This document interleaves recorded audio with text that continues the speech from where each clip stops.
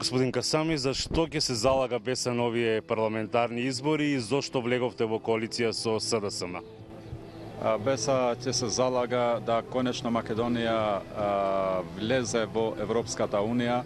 Свесни сме дека формално за 4 години тешко дека може да се заврши целата работа, али сигурни сме дека кон крајот на 4-годишниот мандат ние ќе завршиме најголемиот дел од работата, за да следниот мандат кој да дојде само да го формализира членството во Европската Унија, како што успеавме во претходниот мандат од позиција на опозиција да бидеме клучни за влез во НАТО.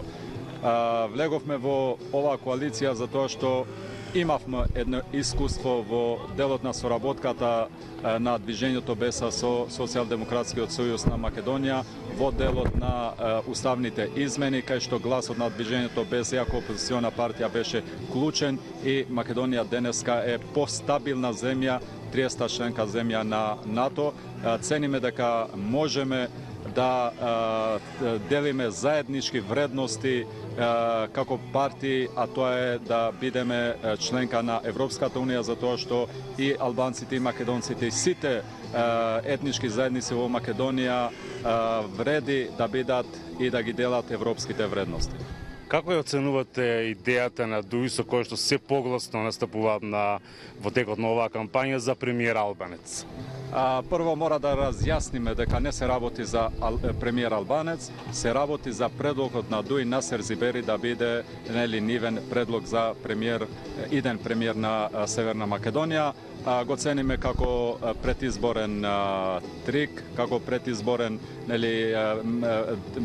движење на ДУИ во моментот кога тие сфатија дека конечно движењето БЕС-а како што ги полови во 2016 од 20 пратеници на 10, сега ќе имат уште едно преполување и нема да бидат во можност да размислуваат, а не да бидат клучни како што видат за идните политички комбинаторики после изборите од 15 јули.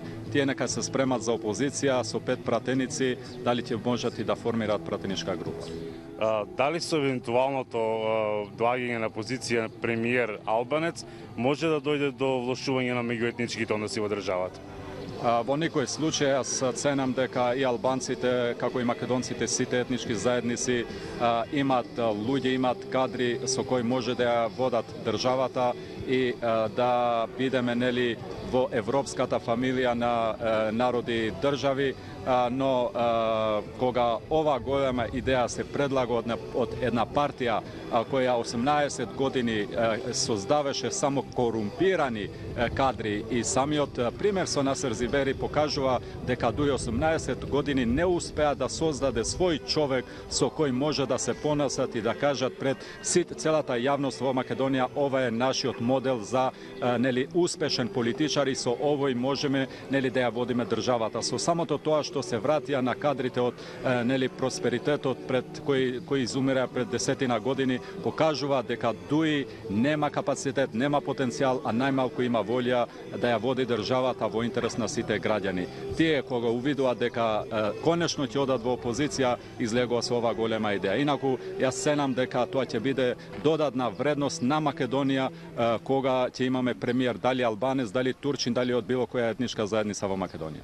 Кој е вашиот став околу актуелните случувања со пандемијата со COVID-19, со економијата во земјава, во која што е навистина во една незавидна ситуација поради пандемијава и што предлагате вие? Сигурно дека здравствениот систем не успеа до крај да биде на ниво на очекувањата на граѓаните на Северна Македонија.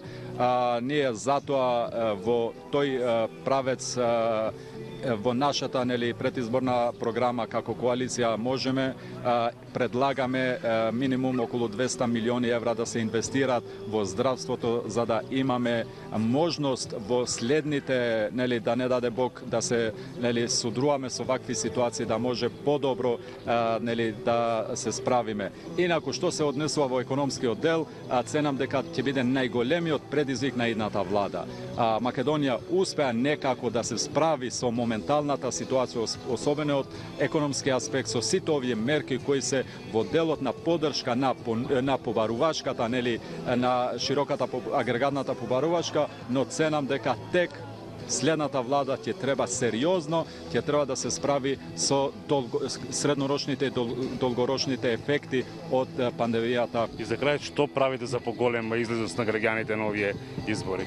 Ние сме свесни дека со поголемо собирање на луѓе може да се создаде поголема емоција, но за нас поважно од глас повеќе е да заштитиме еден живот повеќе.